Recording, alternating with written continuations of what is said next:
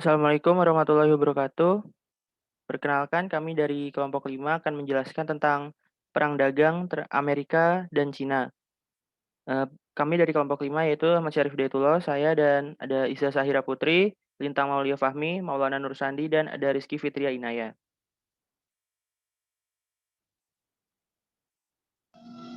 Nah, untuk di slide pertama ini kita akan membahas tentang asal mula perang dagang ini terjadi. Jadi, perang dagang ini bermula ketika pernyataan Trump atas kebijakannya dengan menerapkan tarif pajak sebesar 25% untuk baja dan 10% untuk aluminium.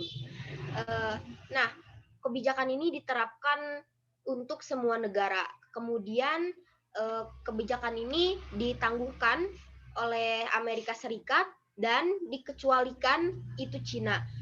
Di mana Cina merasa sangat dirugikan dan membalas serangan dengan menerapkan bea masuk terhadap barang-barang Amerika Serikat sebesar 25% atau sebanyak 16 miliar US dollar. Nah, di sini juga ada alasan-alasan mengapa konflik ini terjadi. Di antaranya, yang pertama, untuk mengurangi defisit perdagangan bilateral dan meningkatkan jumlah pekerjaan. Yang kedua, untuk membatasi akses perusahaan Cina ke teknologi Amerika dan mencegah modernisasi digital industri di RRC. Yang ketiga, untuk mencegah pertumbuhan kekuatan militer Cina. Dan yang terakhir, untuk mengurangi defisit anggaran federal. Telah dikonfirmasi dan disimpulkan bahwa perang dagang ini tidak memiliki pemenang, siapa yang menang ataupun siapa yang kalah, dengan mempertimbangkan skala PDB dan volume ekspor kedua negara. Perang dagang Amerika Serikat dan Cina ini akan terjadi di tengah perlambatan produksi global dan perdagangan internasional. Next slide. Selanjutnya kita akan membahas dari dampak perang dagang bagi Amerika dan Cina sendiri. Nah, sebenarnya apa sih dampak yang ditimbulkan dari perang dagang antara kedua negara? Perang perdagangan menyebabkan penderitaan ekonomi di kedua sisi dan menyebabkan pengalihan arus perdagangan dari Cina dan Amerika Serikat. Seperti yang telah dijelaskan bahwa Amerika Serikat mengalami pertumbuhan ekonomi yang melambat, investasi bisnis membeku, perusahaan tidak memperkerjakan banyak orang, serta di seluruh negeri Amerika Serikat banyak petani yang bangkrut dan sektor manufaktur serta transportasi pengangkutan telah mencapai titik terendah yang tidak pernah terlihat sejak resesi terakhir. Tindakan Trump merupakan salah satu kenaikan pajak terbesar dalam beberapa tahun.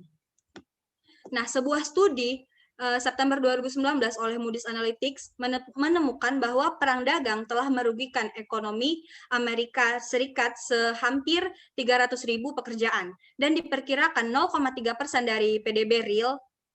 Selain itu, studi lain juga menyebutkan bahwa biaya terhadap PDB Amerika Serikat sekitar 0,7%.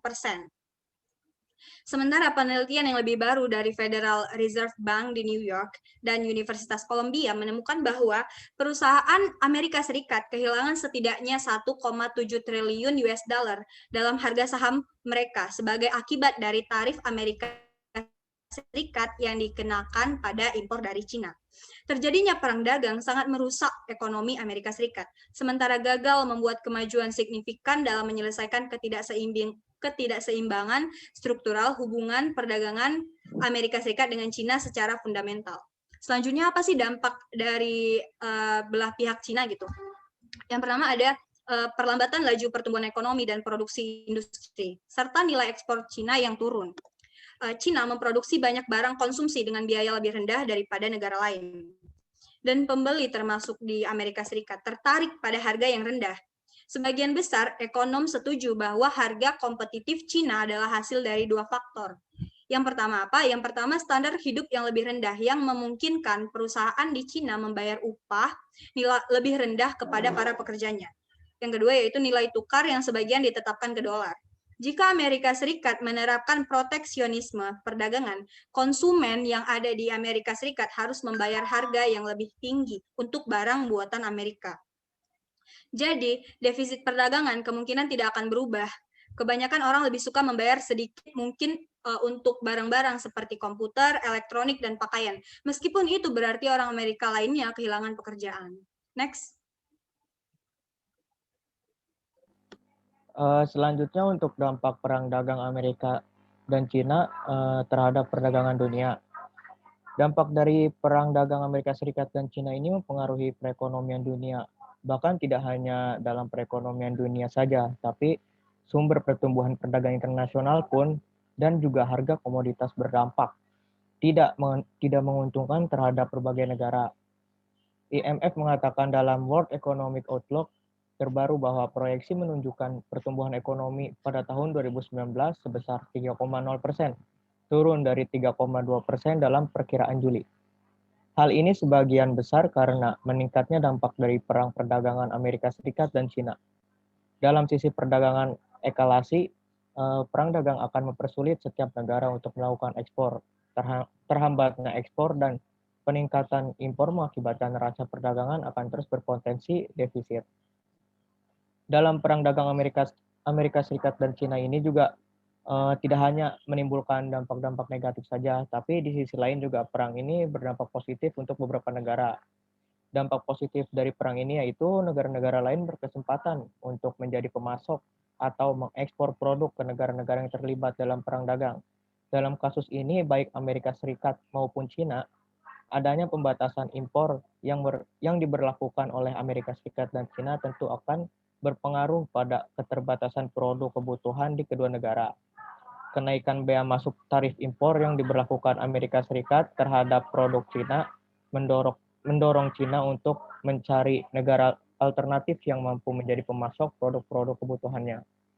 Demikian pula dengan Amerika Serikat. Sebab itulah perang dagang antara Amerika Serikat dengan China ini membuka peluang bagi negara-negara lain untuk masuk ke pasar kedua negara yang sedang bersitegang secara ekonomi tersebut. Next.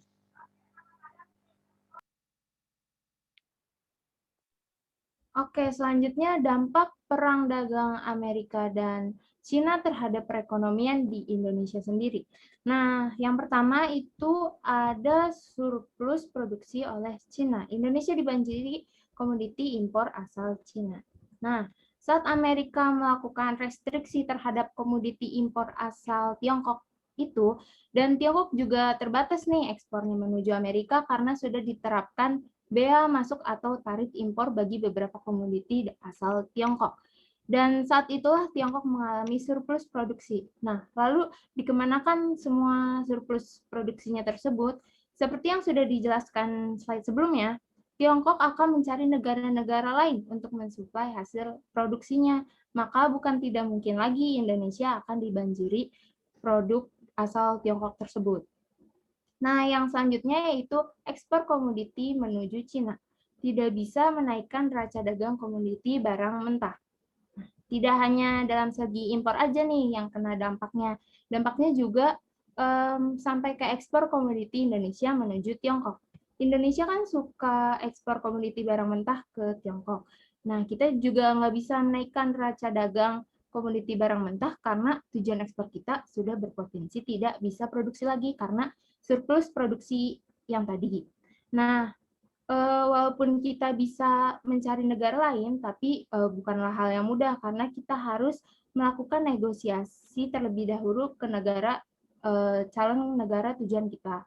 Nah, masalah ini juga membebani neraca dagang Indonesia karena ketika terjadi defisit neraca perdagangan pasti juga akan menekan neraca transaksi berjalan dan efeknya secara fiskal, finansial, yang pastinya ini sangat membutuhkan langkah strategis dari pemerintah. Selanjutnya, kemudian ada perlambatan ekonomi Amerika Serikat dan perlambatan ekonomi Cina akan berdampak terhadap pertumbuhan ekonomi di Indonesia. Setiap 1% perlambatan ekonomi Amerika Serikat akan memangkas pertumbuhan ekonomi Indonesia sebesar 0,05%. Begitu pula dengan Cina. Tiap 1% perlambatan ekonominya akan berdampak pada pertumbuhan ekonomi Indonesia sebesar 0,27%. Sementara prospek ekonomi Indonesia pada tahun 2020 akan berada pada kisaran 5,1 sampai 5,5%. terhadap PDB, inflasi 3,1%.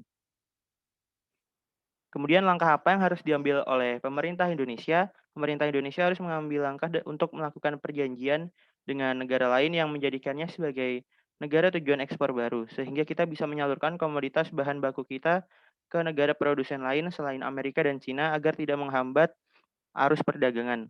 Pemerintah juga harus tanggap dalam membuat grand plan ekonomi agar Indonesia tidak terlambat dalam mengambil keputusan di tengah situasi yang memanas antara perang dagang Amerika versus Cina. Sekian kiranya presentasi dari kelompok kami. Kurang lebihnya mohon maaf. Assalamualaikum warahmatullahi wabarakatuh.